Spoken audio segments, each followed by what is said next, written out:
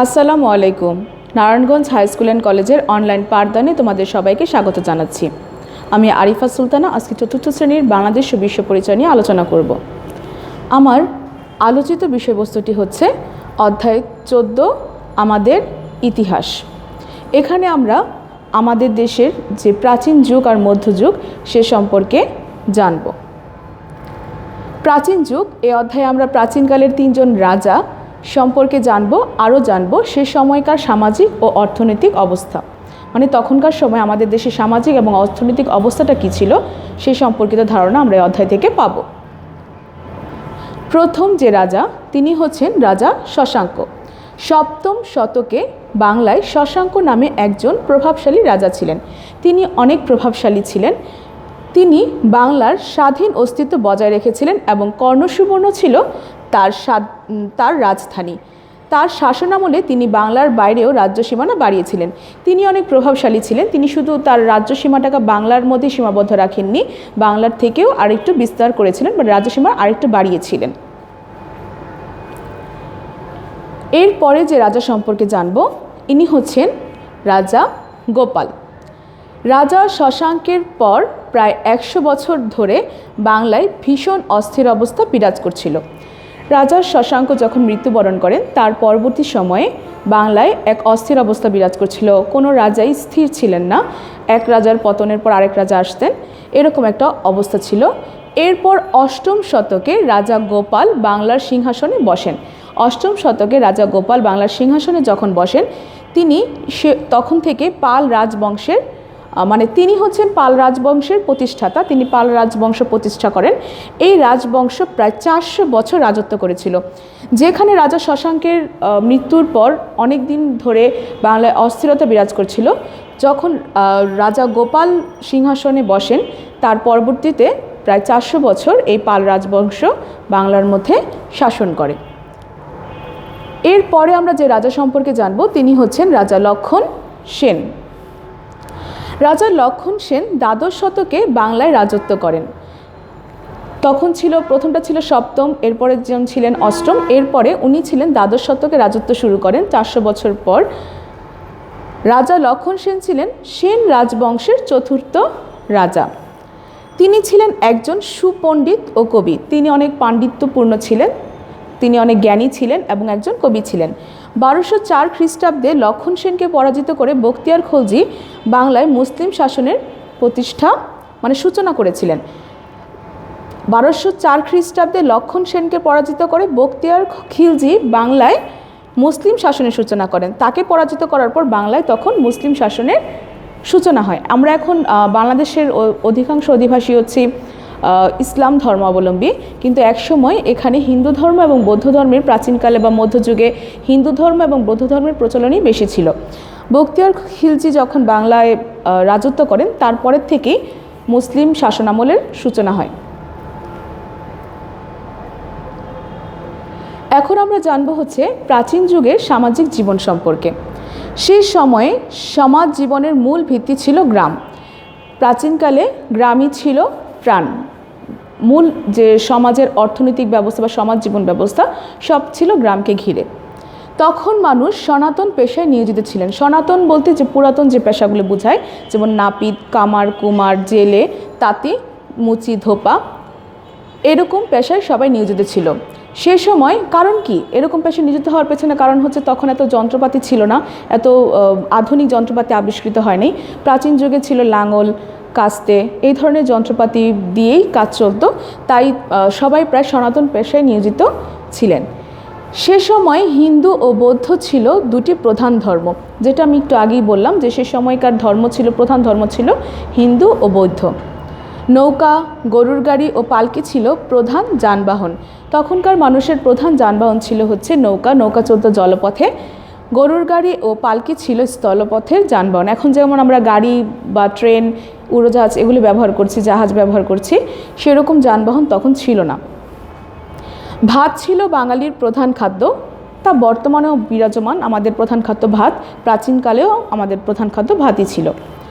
শাকসবজি, ডাল, মাছ ইত্যাদিও খাওয়া হতো। বিনোদনের প্রধান উপাদান ছিল গান, নাচ, পাশা, দাবা, মল্লযুদ্ধ ও কুস্তি খেলা। তখন মানুষ বিনোদনের জন্য টিভি বা আমরা এখন যেরকম নেটের মধ্যে অনেক ধরনের কার্টুন দেখে থাকি বা নাটক দেখে থাকি, সিনেমা দেখে থাকি, তখন এরকম কোনো ব্যবস্থা ছিল না। তখন মানুষের বিনোদনের প্রধান উপাদান ছিল গান, তারপরে নাচ, পাশা, দাবা, মল্লযুদ্ধ, কুস্তি খেলা। এগুলো খেলেই তারা বিনোদন করত। এটা ছিল প্রাচীন যুগের সামাজিক জীবন। এখন আমরা জানবো হচ্ছে অর্থনৈতিক জীবন সম্পর্কে। কৃষিকাজই ছিল প্রাচীন বাংলার মানুষের প্রধান পেশা। ধান আর আখ ছিল প্রধান ফসল। কুটির শিল্পে তুলা ও রেশম দিয়ে বাংলার কারিগররা নানা রকম কাপড় বুনতেন। তখন আমরা একটু আগেই জানলাম যে তখনকার সময়ে আধুনিক যন্ত্র ছিল না। এছাড়াও কৃষি ছিল তার মূল অর্থনীতির চাবিকাঠি। আর এছাড়াও কুটির শিল্প বলতে বোঝাচ্ছে যে হাতের তৈরি যে শিল্পকর্ম, যেমন মৃৎশিল্প, তারপরে হচ্ছে বাঁশের তৈরি শিল্প, কাঁসার শিল্প, তামা শিল্প, এইসব শিল্পগুলো তখন ছিল। কুটির শিল্পে তুলা ও রেশম দিয়ে বাংলার কারিগররা নানা রকম কাপড় বুনতেন। এইসব কাপড় বিদেশেও রপ্তানি করা হতো। আমাদের দেশে যে কাপড়গুলো আছে, কাপড়ের বুনন আছে, সেগুলো বিদেশেও কী করা হতো? রপ্তানি করা হতো। সমুদ্রপথে চট্টগ্রাম বন্দর দিয়ে বাংলার বণিকেরা বিদেশের সাথে বাণিজ্য করতেন। মানে সবচেয়ে বড় কথা হচ্ছে প্রাচীনকালে কিন্তু আমাদের দেশ স্বয়ংসম্পূর্ণ ছিল, বরঞ্চ বাইরে থেকে যারা ছিলেন বা বিদেশিরা যারা ছিলেন তারা এই উপমহাদেশে, ভারতীয় উপমহাদেশ বা বাংলাদেশ এই ধরনের দেশগুলোতে বাণিজ্য করার জন্য আসতেন। এই দেশ থেকে কাপড় বা মশলা, চাল ডাল এগুলো তাদের দেশে নিয়ে যেতেন কিনে। তো এই যে চট্টগ্রাম সমুদ্র বন্দর এখনও যে আমাদের আছে, চট্টগ্রাম সমুদ্র বন্দর, এই বন্দর দিয়ে বিভিন্ন দেশেই কী হতো? বাণিজ্য চলতো, বিদেশের সাথে বাণিজ্য চলতো। এখন আমরা জানবো হচ্ছে মধ্যযুগ সম্পর্কে। প্রাচীন যুগের পরে আসে মধ্যযুগ। প্রাচীনকালের পরবর্তী সময় মধ্যযুগে 3 জন রাজা সম্পর্কে আমরা এখন জানবো। আরও জানবো সেই সময়কার সামাজিক ও অর্থনৈতিক অবস্থা সম্পর্কে। প্রথমে আমরা জানবো হচ্ছে শামসুদ্দিন ইলিয়াস শাহ সম্পর্কে। শামসুদ্দিন ইলিয়াস শাহ 14দশ শতকে বাংলার সিংহাসন দখল করেন। শামসুদ্দিন ইলিয়াস শাহ 14দশ শতকে বাংলার সিংহাসন দখল করেন এবং তখন ছিল বাংলার মুসলিম শাসনামল। কারণ বখতিয়ার খিলজির পরবর্তী সময় যে শাসনামলগুলো ছিল সবগুলোই প্রায় মুসলিম শাসনামল ছিল। তখনও মুসলিম শাসনামল চলছিল। তার প্রধান সাফল্য হলো তিনি দিল্লির সুলতানদের কবল থেকে বাংলার স্বাধীনতা বজায় রাখেন। দিল্লির সুলতান বলতে এখানে সুলতান আকবর বা মুঘল যে সাম্রাজ্য বোঝানো হচ্ছে, সেই মুঘল সাম্রাজ্য থেকে তিনি বাংলাটাকে কি করেন? আলাদা করে রাখেন বা বাংলার স্বাধীনতা বজায় রাখেন। ইলিয়াস শাহী বংশের শাসনের সূচনা করেন। তার আমলেই ইলিয়াস শাহী বংশের সূচনা হয়। তার শাসনামলে দেশীয় ভাষা, সাহিত্য, পণ্ডিত ও কবিদের সমাদর বাড়ে। তিনি অনেক চর্চা করতেন, তিনি অনেক দেশীয় ভাষাকে ভালোবাসতেন। তাই সাহিত্য, পাণ্ডিত্য আর কবিদের যে সমাদরটা ছিল, কদর ছিল, সেগুলো তার শাসনামলে বৃদ্ধি পায়। এবার আমরা জানবো হচ্ছে ইশা খাঁ সম্পর্কে। আমরা অনেকেই কিন্তু ইশা খাঁ সম্পর্কে জানি। তিনি অনেক 12 ভূঁইয়াদের মধ্যে একজন প্রতাপশালী জমিদার ছিলেন। তিনি ছিলেন কোথায়? বাংলাদেশ নারায়ণগঞ্জের একজন জমিদার ছিলেন এবং সোনারগাঁয়ের জমিদার ছিলেন। এখন আমরা জানি যে বাংলার বড় বড় অঞ্চলের জমিদাররা যারা 12 ভূঁইয়া নামে পরিচিত, তাদের নেতা ছিলেন ইশা খাঁ। বাংলার বিভিন্ন অঞ্চলটাকে 12টি অঞ্চলে ভাগ করা হয়েছিল। তার মধ্যে সোনারগাঁ যে অঞ্চলটা ছিল তার মূলে ছিলেন হচ্ছে, তার জমিদার ছিলেন হচ্ছে ইশা খাঁ। ইশা খাঁ এমন একজন প্রতাপশালী জমিদার ছিলেন যার ভয়ে মুঘল সাম্রাজ্যের অনেকেই এই সোনারগাঁ দখল করতে আসতো না। তিনি এরকমভাবেই রক্ষা করে রাখতেন বা তার এতটাই প্রতাপ ছিল। তিনি সোনারগাঁয়ের জমিদার ছিলেন। বাংলার স্বাধীনতার জন্য 16 শতকে দিল্লির মুঘল সম্রাট আকবরের সাথে তিনি যুদ্ধ করেন এবং ইশা খাঁর মৃত্যুর পূর্ব পর্যন্ত বাংলায় মুঘলদের অধীনতা মানেনি, মানে ইশা খাঁ যতদিন বেঁচে ছিলেন ততদিন মুঘল আমল বাংলায় প্রতিষ্ঠিত হয়নি। এবার আমরা জানবো হচ্ছে শায়েস্তা খান সম্পর্কে। বাংলা মুঘলদের অধীনে চলে গেলে, ইশা খাঁর মৃত্যুর পর যখন মুঘলদের অধীনে চলে যায়, চলে গেলে সপ্তদশ শতকে মুঘলরা শায়েস্তা খানকে বাংলার সুবেদার নিযুক্ত করেন। শায়েস্তা খানকে মুঘলরা নিযুক্ত করেন বাংলার সুবেদার হিসাবে।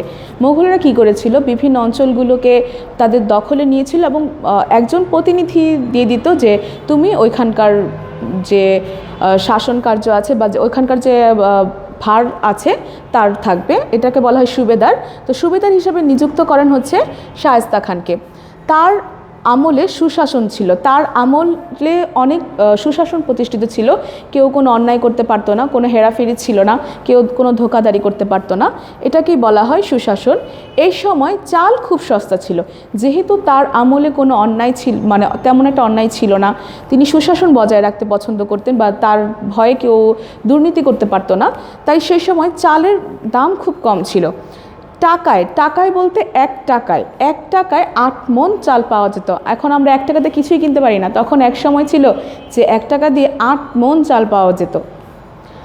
শায়েস্তা খান এই অঞ্চল থেকে জলদস্যুদের বিতাড়িত করেন। শায়েস্তা খান এই অঞ্চল বলতে বাংলার যে অঞ্চলটা ছিল, এই অঞ্চল থেকে যে জলদস্যু মানে নদীপথে যারা ডাকাতি করে তাদেরকে জলদস্যু বলা হয়, জলদস্যুদের বিতাড়িত করেন। এখন আমরা জানবো হচ্ছে এই যে মধ্যযুগের 3 জন রাজা সম্পর্কে আমরা জানলাম, তাদের সময়কার সামাজিক অবস্থাটা কী ছিল। বাংলায় তখন হিন্দু, মুসলমান এবং বৌদ্ধ সহ অন্যান্য সম্প্রদায়ের মানুষ সম্প্রীতির সাথে বাস করতেন। প্রাচীনকালে কিন্তু হিন্দু আর বৌদ্ধ ছিলেন, কিন্তু যখন মধ্যযুগ আসে তখন হিন্দু বৌদ্ধর পাশাপাশি মুসলমানরাও একসাথে সম্প্রদায়ের মানে অন্যান্য সম্প্রদায়ের সাথে মিলেমিশে বাস করতেন সম্প্রীতির সাথে, আনন্দের সাথে। মধ্যযুগের শাসকদের আনুকূল্যে বাংলা ভাষা এবং সাহিত্যের ব্যাপকভাবে বিকশিত হয়। মধ্যযুগে শাসকদের অনুকূলে মানে শাসকদের সহায়তায় বাংলা ভাষার ব্যাপক বিস্তার হয় এবং সাহিত্যেরও ব্যাপক বিস্তার হয়। এ সময় বাংলায় গড়ে উঠেছিল ঐতিহ্যবাহী কুটির শিল্প। আমরা যে নারায়ণগঞ্জের অধিবাসী আছি, আমরা কিন্তু জানি যে আমাদের নারায়ণগঞ্জের যে সোনারগাঁর যে জামদানি আছে বা সোনারগাঁর যে পল্লী এলাকার যে অঞ্চলের যে শিল্পগুলো আছে, এগুলাকেই বলা হয় কুটির শিল্প। এই সময়ে কুটির শিল্প অনেক বেশি সুনাম অর্জন করেছিল। কুটির শিল্পের কারিগররা ছিলেন অত্যন্ত পারদর্শী। বলা হয়ে থাকে তখনকার সময় যে মসলিন কাপড় তৈরি হতো সেটা সুতোর বুনন অনেক মসৃণ ছিল। সেই সময়কার মধ্যযুগের যে আমাদের যে খাবার এবং খাদ্যাভ্যাস ছিল তা ছিল প্রাচীন যুগের মতোই, কিন্তু মধ্যযুগের যে শিল্পগুলো ছিল সেগুলো বিশ্বজোড়া সমাদৃত ছিল সকলের কাছে। আর মধ্যযুগের পোশাক এবং খাদ্যাভ্যাস প্রাচীন যুগের মতোই ছিল, কোনো পরিবর্তন তেমন ছিল না। এবার আমরা জানব হচ্ছে অর্থনৈতিক অবস্থা সম্পর্কে। এই যুগের অর্থনীতি ছিল মূলত কৃষিভিত্তিক। এই সময় সুতার তৈরি মসলিন এবং রেশম কাপড়ের অনেক প্রসিদ্ধ ছিল, যেটা একটু আগে আমি বললাম যে তখনকার সময় তৈরি মসলিন কাপড় বিশ্বজোড়া অনেক খ্যাতি ছিল এবং সুতি কাপড়েরও বা রেশমের তৈরি অনেক কাপড়ের বিশ্বজোড়া খ্যাতি ছিল। হাতির দাঁতের শিল্প ও কাঠের কাজে বাংলার শিল্পীরা পারদর্শী ছিলেন। হাতিদের শিকার করে তাদের যে দাঁত দিয়ে যে শিল্পকর্ম করা হতো, এই শিল্পের অনেক বেশি সুনাম ছিল। আর অনেক শিল্পীরা অনেক সুন্দর পারদর্শী ছিলেন শিল্পকর্ম করতে। আমদানি থেকে রপ্তানি বাণিজ্য এ সময় বেশি ছিল। বর্তমানে কিন্তু আমাদের বাংলাদেশের মধ্যে দেখা যায় যে রপ্তানি চাইতে আমদানি বেশি, কিন্তু তখনকার সময়ে আমাদের দেশে কিছু আনতে হতো কম, মানে আমদানি করতে হতো কম, কিন্তু আমাদের দেশ থেকে রপ্তানি হতো বেশি, যেহেতু আমরা স্বয়ংসম্পূর্ণ ছিলাম। তাই চট্টগ্রাম বন্দরে থেকে রপ্তানি হতো। আমাদের চট্টগ্রাম বন্দর থেকে কি রপ্তানি হতো? চাল, চিনি, আদা, হলুদ, মসলিন এবং অন্যান্য ধরনের কাপড়। বাণিজ্য কেন্দ্র হিসেবে চট্টগ্রাম সুপরিচিত ছিল। তখন চট্টগ্রামকে কেন? কারণ এখানে সমুদ্র আছে। সমুদ্র পথে এক দেশ থেকে আরেক দেশে মালামাল পরিবহন করাটা অনেক সহজ, এবং এখনও বর্তমানেও আমরা অনেকে মনে করে থাকি যে স্থলপথে বা আকাশপথে বোধহয় বেশি মালামাল পরিবহন করা হয়। আসলে কিন্তু তা না, সমুদ্র পথে সবচেয়ে বেশি মালামাল এখনও পরিবহন করা হয়। যেহেতু চট্টগ্রামের কাছাকাছি সমুদ্র ছিল, তাই চট্টগ্রাম যে বন্দরটা ছিল এই পথে মানে বৈদেশিক বাণিজ্যটা বেশি প্রচলিত ছিল। এতক্ষণ আমরা জানলাম হচ্ছে প্রাচীন যুগ ও মধ্যযুগ সম্পর্কে, বিভিন্ন রাজাদের সম্পর্কে এবং তাদের সমাজ ও অর্থনৈতিক জীবন সম্পর্কে। এখন আমরা জানব হচ্ছে এই অধ্যায়ের কিছু শূন্যস্থান পূরণ। প্রথম শূন্যস্থান হচ্ছে সপ্তম শতকে বাংলায় ড্যাশ নামে একজন প্রভাবশালী রাজা ছিলেন। এই ড্যাশের বসবে হচ্ছে শশাঙ্ক। 2 নম্বর হচ্ছে রাজা গোপাল ড্যাশ প্রতিষ্ঠাতা। রাজা গোপাল ছিলেন পাল রাজবংশের প্রতিষ্ঠাতা। রাজা লক্ষণ সেন ড্যাশ শতকে বাংলায় রাজত্ব করেন। কত শতকে রাজত্ব করেন? দ্বাদশ শতকে রাজত্ব করেন। 4 নম্বর হচ্ছে ড্যাশ ছিল প্রাচীন বাংলার মানুষের প্রধান পেশা। কি ছিল? কৃষিকাজই ছিল প্রাচীন বাংলার মানুষের প্রধান পেশা।